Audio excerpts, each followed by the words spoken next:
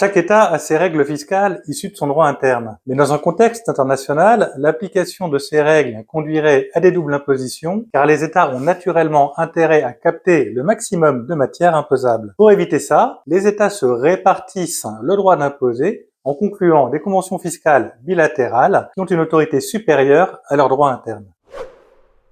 Les critères de résidence fiscale varient selon les États. En principe, si vous êtes résident d'un État, vous y êtes imposable sur vos revenus de source mondiale, tandis que si vous êtes non résident d'un État, alors vous n'y êtes imposable que sur vos seuls revenus qui y tirent leur source. Donc si un résident reçoit des revenus qui proviennent d'un autre État, mécaniquement il y a un risque de double imposition, sauf en présence de conventions fiscales internationales. Et pour appliquer correctement ces conventions, cela suppose nécessairement qu'une personne n'ait qu'un seul État de résidence, car le droit d'imposer est attribué en se référant à l'état de résidence par opposition à l'autre État contractant. C'est pour ça que si il y a une personne qui est résidente de deux États à la fois, alors la convention fiscale applicable prévoit des critères qui vont permettre de résoudre le conflit de résidence et au final ne déterminer qu'un seul État de résidence. Si un résident d'un État perçoit des revenus dont la source provient de l'autre État, alors se pose la question de savoir où est imposable ce revenu entre l'État de résidence et l'État source. Et pour déterminer la source d'un revenu, il faut regarder revenu par revenu. Par exemple, s'agissant des salaires, on détermine la source des salaires en regardant où est exercée physiquement l'activité professionnelle qui génère le paiement au droit de la rémunération.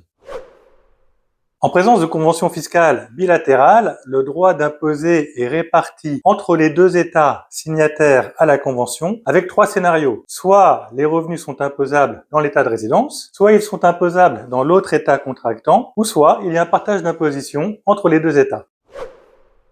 Les doubles impositions sont évitées en respectant les règles de répartition du droit d'imposer telles que prévues par la convention fiscale applicable. Et si un résident d'un État perçoit des revenus imposables dans l'autre État, alors la double imposition est évitée en accordant soit un crédit d'impôt ou soit en exonérant le revenu imposé à l'étranger.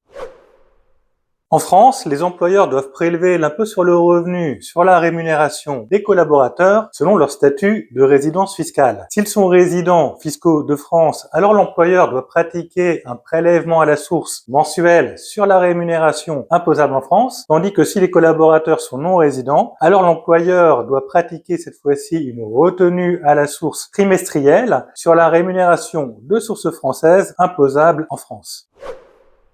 Afin de renforcer son attractivité, la France a mis en place un régime des impatriés avec différents avantages temporaires soumis à conditions et à limites. Tout d'abord, les impatriés peuvent bénéficier d'une exonération d'impôt sur le revenu jusqu'à 50% de leur rémunération, ainsi que de leurs revenus de capitaux mobiliers étrangers. Par ailleurs, leurs biens immobiliers situés à l'étranger ne sont pas pris en compte en matière d'impôt sur la fortune immobilière. Concernant spécifiquement les employeurs, ils peuvent bénéficier d'une exonération de taxes sur les salaires. Et enfin, en matière sociale, aussi bien les impatriés que leurs employeurs peuvent prétendre être dispensés des cotisations d'assurance vieillesse obligatoire, retraite de base et retraite complémentaire. La mobilité internationale offre donc d'intéressantes pistes d'optimisation, mais attention, ce sont des sujets techniques à manier avec précaution, car il existe parfois des conditions préalables à respecter, ainsi que différentes options envisageables. Si vous souhaitez approfondir les points que je viens d'évoquer, je vous invite à consulter mes autres vidéos et articles publiés sur ces sujets. Vous trouverez les liens en description de cette vidéo. Merci d'avoir visionné. Si vous l'avez apprécié, pensez à liker et à vous abonner.